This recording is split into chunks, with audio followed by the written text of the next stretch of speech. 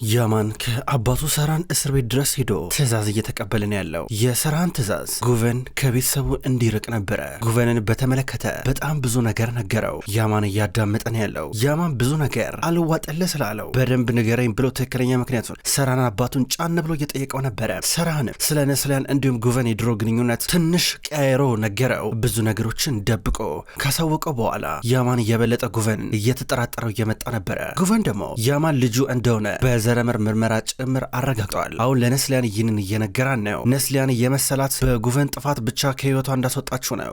ነገር ግን ጉቨን እንዴት አባቷ ኤሽረፍ ስቃዩን እንዳበላው እያስረዳን ነው። በዚህ ሰዓት ላይ አይኗ ሲከፈትና ነገሮችን ስትረዳ በጣም ነበር ለጉቨን ያዘነችለት። በራሷ ደግሞ ትንሽ ያፈረችም የተሳቀቀችም ይመስላል። እኔ መጀመሪያ አይኔን እንደከፈትኩኝ ነስሊያን ብዬ ነበር ስላንቺ የጠየቅኩት፣ ነገር ግን ምንም ምላሽ አላገኘውም ነበረ። ድንገት አባትሽን አገኘሁት። ነስሊያን እንዴት ናት ብዬ ስጠይቀው ከዚህ በኋላ ነስሊያን አታፈቅረም፣ ነስሊያን ሌላ ሰው አግብታለች ብሎ ነገረኝ። ከዛ ጋዜጣውን ፊቴ ላይ ወረወረው። ከዛ ጋዜጣውን ዝቅ ብዬ ስመለከት ሳነሳ ከመሬት ፊት ለፊት የነበርሽው አንቺ ነበርሽ፣ ነስሊያን አገባች የሚል ነበረ። ደግሞ ያገባችው ሰራንን ነው። ግራ ገባኝ። እንዴት ብዬ በቃ አሰብኩኝ። እንዴት ብዬ በቃ ብዙ ነገሮችን ለማስታወስ ሞከርኩኝ። እንዴት ነው በአንድ ወር ውስጥ የወላ ተአምር የተፈጠረው ወይስ ረዥም ጊዜ ነው ኮማ ውስጥ የነበርኩት ብዬ ራሴን ጠየቅኩኝ። ግን ምንም በቃ ተጨባጭ የሆነ ነገር የለም። ግራ ከመጋባት ውጭ ነስሊያን ምንድን የሆነው ነገር ምንድን ነው? እስኪ ንገረኝ። ከዛ አባትሽ ከዚህ በኋላ አታፈቅረም ሂድ አለኝ። በቃ ሂድ ከዚህ በኋላ አትሆነም የኔ ልጅ አለኝ። የሚገባን ፈልግና ከዛ ከሷ ጋር ግጠም አለኝ። ግራ ገባኝ እያላን ነበረ። እሷ አሁን አጠገብ ሆና ስታለቀስ የነበረው ነስሊያን እኔ አንቺን ማናደድ አልፈልግም፣ እኔም ደግሞ በነገሮች መከፋት፣ መናደድ፣ ተስፋ መቁረጡን አልፈልገውም። እውነቱን ልንገርሽ፣ ከልቤ ነው መነግርሽ። እኔ እንደዚህ አይነት ስሜት አይሰማኝም። ግን ንገረኝ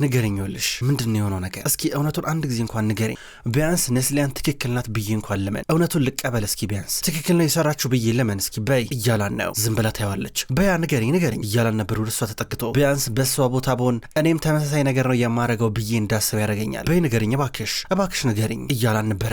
ጉቨን የተውከ መስሎ ነበረ፣ ትተኛርክ መስሎ ነበረ፣ በቃ ሁሉን ነገር ያቋረጥከው መስሎ ነበረ አለችው። በቃ ይሆነው አላት። አዎ ይሆነው ትተኛርክ መስሎኝ ነበር፣ ፈርቼ ነበረ፣ ልጄ ላስወርዶ ሞክሬ ነበረ፣ ግን አልተሳካልኝም፣ አልሆነልሽ አለኝ። ከዛ ወሰንኩኝ ቢያንስ ያንተ የምለው ነገር እኔ ጋር እንዲቀር ብዬ ማለት ነው። አሁንም ቢሆን ግን ተናድጄ ነበረ ትተኝ በመሄድ ማለት ነው። ልጁን የማፈልገው መስሎኝ ነበረ እና ልጁን የማፈልገው ከሆነ ደግሞ እኔን የማፈልገኝም ማለት ነው እያለችው ነበረ። ገረመው በጣም። እንዴት ብሎ እየጠየቀ ነበረ።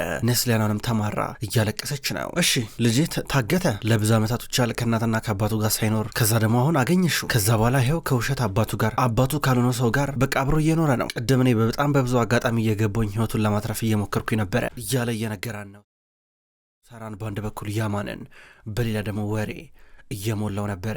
አሁን ደግሞ ሞጫ መንገድ ማግኘት አለበት ያማን። ይሄ ጉቨን የሚባል ሰው ከቤተሰባችን መራቅ አለበት፣ አለበዚያ እናትህንም ታጣታለህ። እናትን የምትወዳት ከሆነ ይህን ነገር ማድረግ አለብህ እያለው ነው። ፖሊሶች ሰዓታቸው አልቋል እያሏቸው ነበረ። ሰራን ልጅ ኮራባለሁ፣ የኔ ልጅ ኮራባለሁ፣ አሁን አንተን የዚህ ቤት አስተዳደርሽ ቀና በል፣ እንደ አባት ነው መሆን ያለብህ እያለው ነበረ። እንዲህ ብሎ አቅፎት ትቶት ገባ።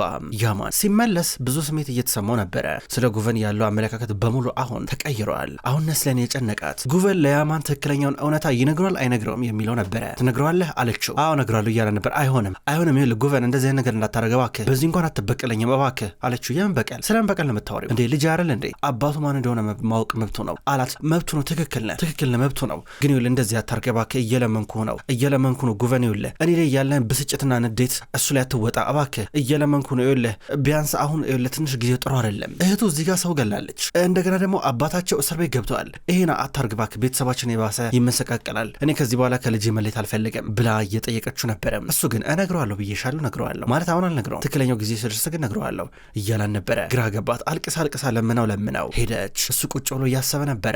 ሰራን ግን ብዙ ነገሮችን ለያማን ከነገረው በኋላ እንዳሳመነው 100% እርግጠኛ ሆኗል። ስለዚህ ወደ እስር ቤት ሲመጣ ውስጥ እንደገባ እስኪ ሻይ ቅዱልኝ እያለ ነበረ።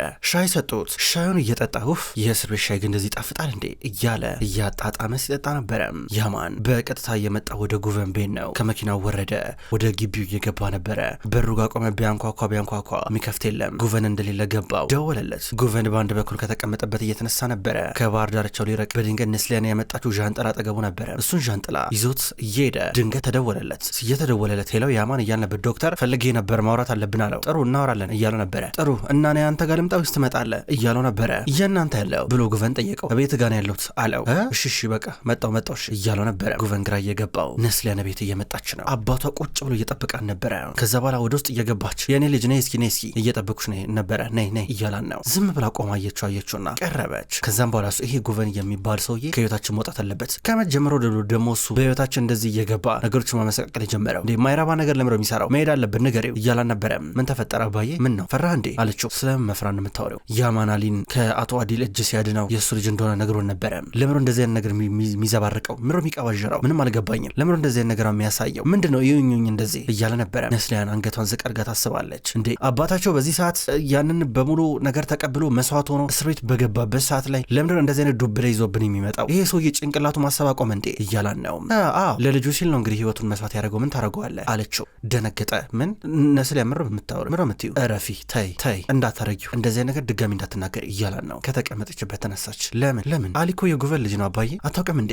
አሊ የጉቨን ልጅ ነው እየነገርኩ ነው አለችው። ግራ ገብቶ ታያት። ጉቨን ደግሞ ስለዚህ ጉዳይ ያውቃል አለችው። ከዛ በኋላ እሱ ደንግጦ ያያት አፉ መንቀጥቀጥ ጀመረ። ምን ነው ፈራ? እስካሁን ይህን ነገር እንዴት ብለህ ነው ጣልቃ የምገባው? ምን ልታረግ ነው? ምን ልታረግ አሰብክ? ምናልባት ደብድበህ ኮማ ውስጥ እንዲገባ ታደርገዋለህ ድጋሚ? አይ አታደርገውም። ታደርገዋለህ? በአሁኑ እንኳን እኔ አልፈቅድልም፣ እኛም ፈቅድልም። ያኔም ስላላወቅኩኝ ነበር እንጂ ይህን እንድታረግ መቼም አልፈቅድልም ነበረ አለችው። ነስሊ ልጄ ምንድነው የምትይው እያላን ነበረ። ይህ መጀመሪያ ማሰብ ነበረብህ አለችው። አንተ በቃ ሁሉ ነገር በቃ አቅደ በሂሳብ በስሌትና በቀመር ነው የምትንቀሳቀሰው። ነገር ግን እቺን ነገር ሳታካትታ አትቀራርለ እቺ ነገር አንድ ቀን ተመለሳ መታ ተመጣብኛለች ብለህ አባዬ ያንተ ልጅ ለብዙ ዓመታቶች ጠፍቶ ነበረ። አንተ ደግሞ ስታለቅስለት የነበረው የጉቨን ልጅ ነበረ። አባዬ ህይወቴ ምስቅልቅሉን ያወጣው በሚሆን አጋጣሚ ገብተ እያለችው ነው። ከዛም በኋላ እሱ ግራ ገብቶት እያያን ነው። ምን እንደሚሉሉ ጠፋው። በአንድ በኩል እሷ በጣም በብዙ ነገር ስሰቃይ የነበረ ለዓመታቶች አለ። እኔስ ዋጋ እየከፈልኩኝ ነው፣ አንተ ግን ገና ብታወራሩ ሂሳብ አለ አለችው። ልጅ እባክሽ እንደዛ አትፍረጅብኝ። ይሄ ጉቨን የሚባል እብድ እኮ አንቺን ሊወስድሽ ነበረ። አዎ ደግሞ አንቺ ያለሽ ልጅ አንቺ ብቻ ነሽ። ጃነርም አጠገብ ያልነበረም እናታችሁ ሞታ ነበረ እና እኔ ብቻዬን መቅረት ነበረብኝ እንዴ? እኔ አንቺ ከጎኔ እንድትሆኝ ያረኩት ነገር ነበረ እያላን ነው። አባዬ እኔ ብዙ ዋጋ ከፍያለሁ፣ ከዚህ በኋላ ምከፍላለሁ። አንተ ግን ገና ብዙ የምታወራረው ሂሳብ አለ ብላው ትታው ሄደች። ጉቨን በሌላ በኩል ከደቂቃዎች በኋላ ወደ ቤቱ መጣ። ሲመጣ በሩ ተከፍቷል። ግራ ገባው። ማን ነው ከፍቶ የገባው ብሎ ራሱን እየጠየቀ ሲገባ ያማንን ቁጭ ብሎ አገኘው። እንዴ ያማን እንዴ ገባ አለው። ዶክተር አንዳንድ ጊዜ ተረሳዋል እንጂ እኔ እኮ ከጎዳና እኮ ነው የመጣሁት አለው።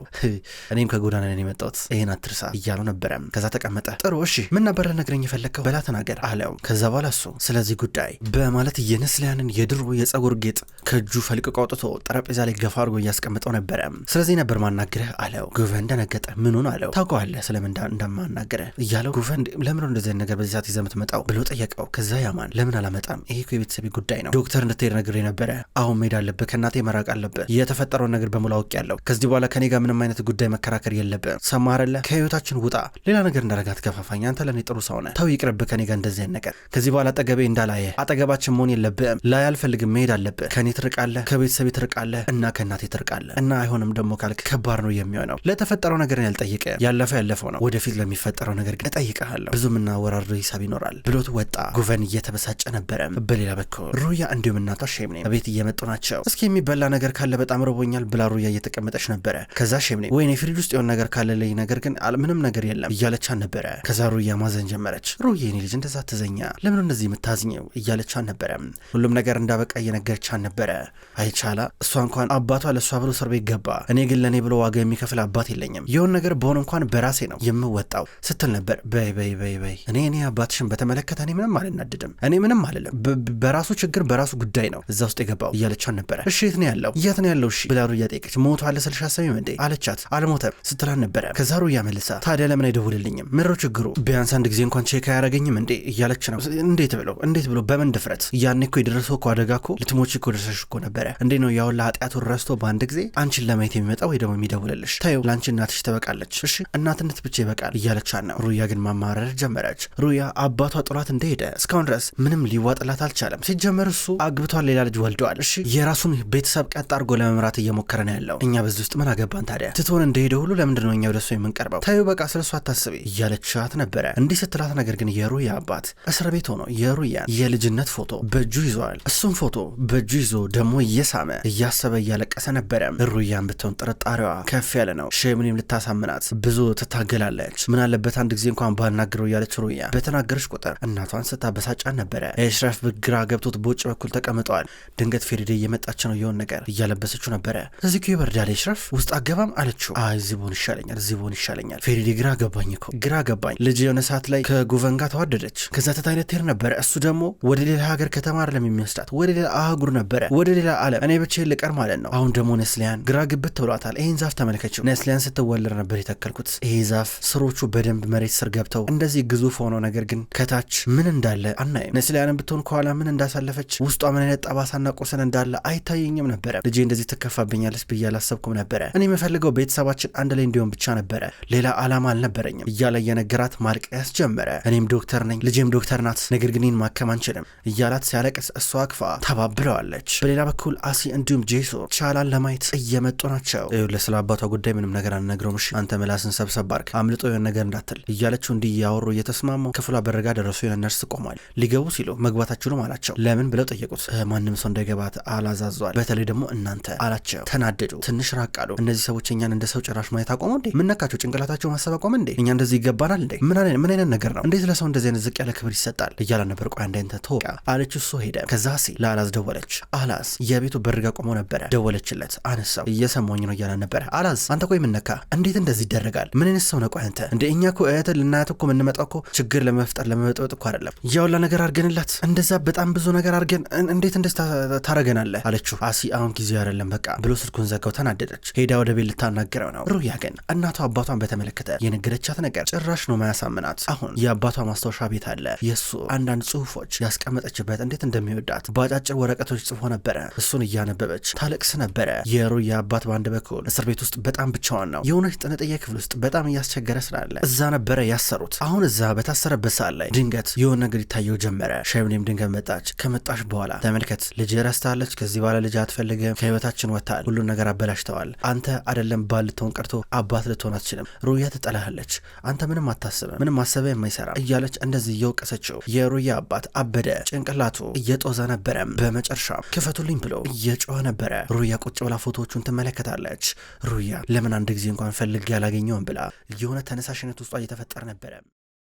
በሌላ በኩል ያማን እቤት መጣ። ቤት እየመጣ አላዝ በርጋ ቁጭ ብሎ እየጠበቀው ነበረ። ወደ ውስጥ እየገባ ያማን እሺ ወንድሜ አባዬ ምን አለ? የከተማውን ትልቁን በር ቁልፍ ሰጠ? ምን አረገለህ? እስኪ ለምን ነበር የጠራ እያለው ነበረ። ያማን ከዛ አላዝ ተወኝ እያለው ነበረ። በላ ነገር ለማወቅ ስለጓጓኝ እኮ ነው። ምን ነገረ እስኪ እያለው ነበረ። አንተ ሰው ለምን ማተወኝ? ምሮ ችግር? እኔ በጣም ብዙ ነገር እያረከኝ ብዙ ነገር እያልከኝ ታግሼ እያለፍኩኝ ነበረ። አባዬ ምን እንዳለኝ ታውቃለህ? አላዝ ከዚህ በኋላ ከተሳፈጠ አፍንጫውን ስበርለት ነበር ያለኝ። ሁሉና ኃላፊነት ለኔ ሰጥቶኛል። ምን እንደምታመጣ ያለው አባቴ ለሁሉም ነገር ኃላፊነት ሰጥቶኛል። ከዚህ በኋላ እኔ አፈን እንዳከፍት ሰማኛ አላለ። በነገራችን ላይ ህይወት አይገባም። እንዳንተ እንዴት ሰበናው ለቀለለ ለወረደ ሰው ህይወት አይገባም። ከዚህ በኋላ ከኔ ጋር መሳፈጠን አቆም። እኔ አንተ ወንድሜ ስለሆንክ ብቻ በጣም ብዙ ነገር አድርጌልህ ነበር አለው። ምን አረክ እስኪ እያለ ሲቆጣ ጀመረ። የምወዳትን ሴት ላንተ ብዬ ሰጠሁህ እኮ ከዚህ በላይ ምን ላድርግልህ? ምን ልሆንልህ? እንዴት ልነጠፍልህ? እያሉ ነበር። ሩያ ድንገት መጣች። ስማ ላንተ ብዬ ሩያ ላይ ጀርቤን አዙርኩኝ። ሩያን የምወዳትን ሴት ተውኩኝ። ምን እንደሆነ ነበር የምትፈልገው ከዚህ በላይ እያሉ ነበር። ሩያ ሰማቻቸው። ሁለቱ ወንዶች እንዲህ ሲጨቃጨቁ ስትሰማቸው ምንድን ያልከው ያማን እያለች ቀረበች። ያማን ተናገር። ምን ዝም ያልከው ምን ነበር የሰማሁት? እናንተ እኔን እንደ ዕቃ ነው እንደምታዩኝ አይደለ? ሩያ በቃ በጣም ትወዳለች። ከዛ ግን አላዝ በጣም ስለሚወዳት ቀጥታ ለወንድም አስረክበ ሰጠ።